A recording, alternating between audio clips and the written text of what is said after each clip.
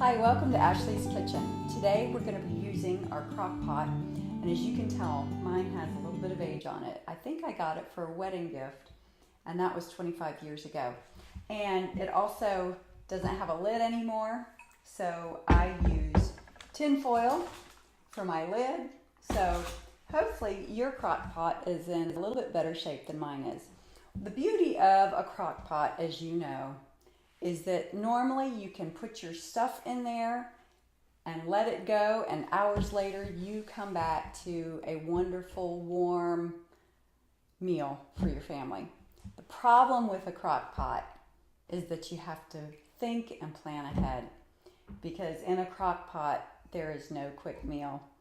So on those few days where we are thinking ahead, planning ahead, a crock pot is a wonderful thing. So today we're going to make crock pot mac and cheese. Yes, we're going to have some carbs and some fat in our cheese. We've got whole cheese, none of this low fat cheese stuff. And we've got whole milk, and we're even using evaporated milk. So this is not one of those eat every day meals. Really not even every week meals, but once in a while, especially when it's cold outside, it's just great to have a pot of hot mac and cheese that's homemade. And if you are used to the box mac and cheese, this is a little bit different. The consistency is a little different, but once you get used to it, it's really great. So let's jump off with greasing the inside of our pot. And I like to watch for things that I can eliminate from my shopping list, mostly because I find something healthier. And I do this gradually. I don't all of a sudden say, I'm not getting this and I'm not getting that, and make all these sudden changes for my family.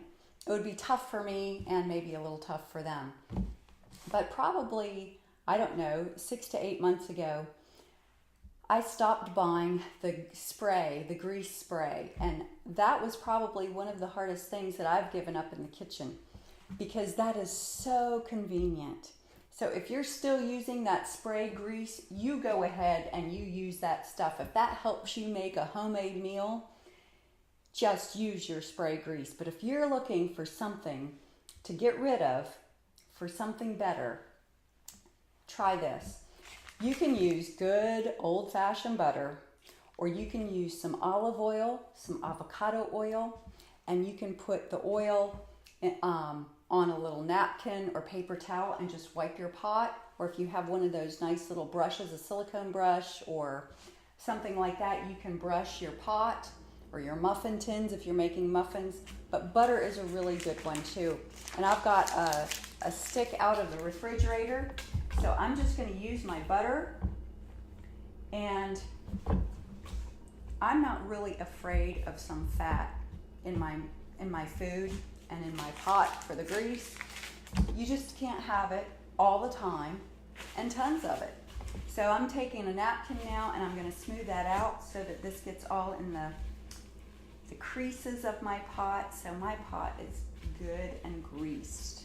Okay, now what we want to do is we want to whisk together our liquids first. So I'm going to get a little bowl, and we're going to whisk together our liquids.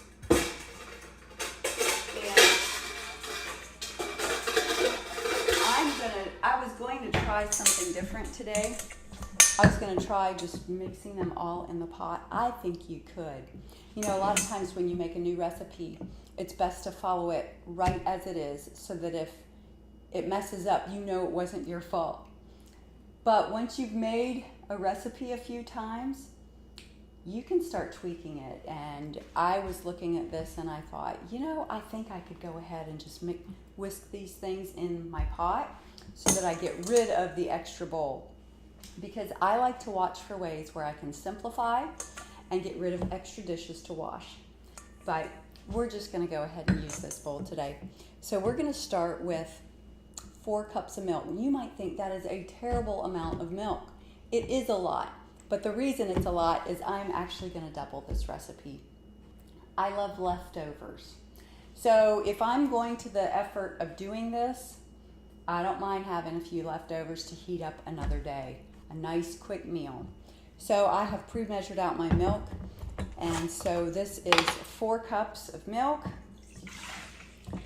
And now this recipe, which again I'll try to put it up at the end of the show, this recipe calls for evaporated milk. I have experimented with this recipe enough to find out that you can use all just regular milk. If you don't have the evaporated milk on hand, you can just use regular milk, and it might give it a little bit different consistency, but it's still good. We've done that. But I have the evaporated milk on hand, and so for a single recipe you would use 1 can, and obviously we're doing the double recipe. So I'm going to dump that in.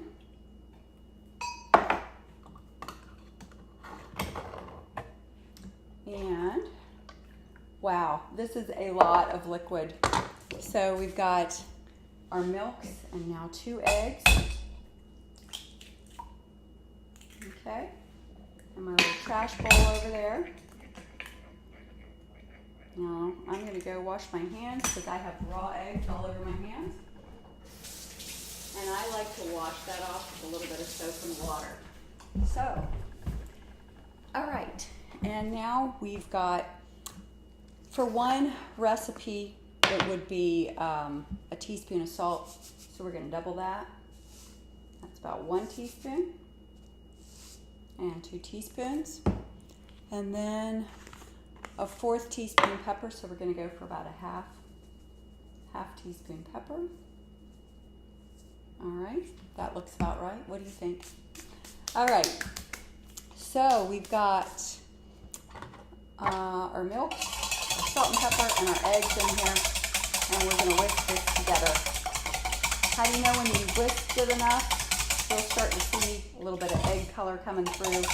You'll be able to tell that those yolks are getting mixed through, and that's what you want. This is a really easy recipe, so if you make this and your little kiddos like it, I think you're going to be happy with it. Because, again, as long as you can plan ahead a little bit, you're going to have a meal that everybody's going to be happy with. Okay. There we go. I say that's good enough. Okay. So, all we do now is we're going to carefully pour this into our crock pot. Alrighty.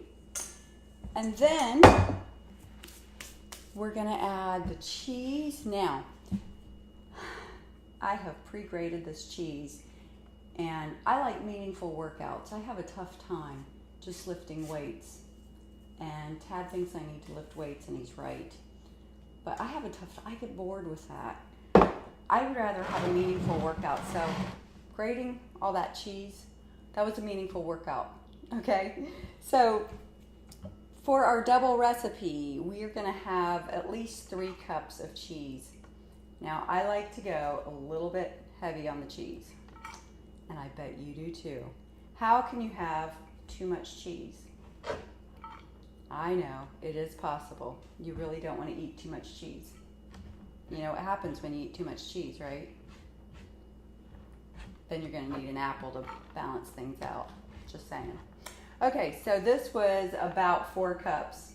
So I did about an extra cup of cheese. Okay, so there's our cheese in there. I'm going to tuck that in so that I don't accidentally slice myself. Okay, and we have our elbows, and we need 4 cups of these things. So we're going to do 4 cups. And these are, unfortunately, these are not the healthy ones, like the whole wheat. These are just your basic pasta. Sometimes it's great if you can substitute for a healthier alternative, but sometimes you just want to make something you know your family's going to love. And as long as you're not eating this stuff too often, at least you're making a home-cooked meal. Okay, so we've got all that in there, and now all you do is you gently stir it. You don't want to take off all that butter you've just greased your pot with, but you do want to gently stir and get it mixed through. Okay? And I don't know if you're going to be able to see what this looks like, but I'll bring it over and see if we can kind of get a better angle on that, so you can see what it should look like once it's mixed through. Because it really is kind of hard to know, is it mixed through well enough? Mix it a little bit and it should be just fine. So let's see if you can see that well enough. It pretty much just looks like milk, and then it's got your noodles and your cheese down in there. So I'm going to put that into my crock pot and get my lid out.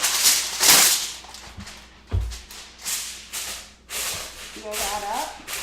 And this will bake in the crock pot. It'll cook on low for about 4 hours with a double batch. If you had a single batch, it would be 3 to 4 hours, but at least 4 hours when you've got a double batch going. So stick around and we'll come back and see how it turns out. We're back with Ashley's Kitchen, and our crock pot has been going for 4 hours with our crock pot mac and cheese. So I have not peeked at this the whole time. So we're going to open this together. Watch out for that steam. And let's see how it is. All right. Let's dip some of this out. On the top, it's a little bit liquidy. So I think what we should do before we serve it is we should stir it. And that's one thing you might notice about crock pot mac and cheese with a different texture. You need to stir it, especially if you make it and take it to like a covered dish or something like that, or anything like that. You want to stir it. You don't want to just cook it and then take it and take the lid off. You want to stir it before you serve it. Wow, it's looking really good. Okay, I'm going to have to show you this if we can. Once we get it stirred a little bit more and in a bowl, you're going to want to see this. Very hot right now. And, okay, here we go. You ready?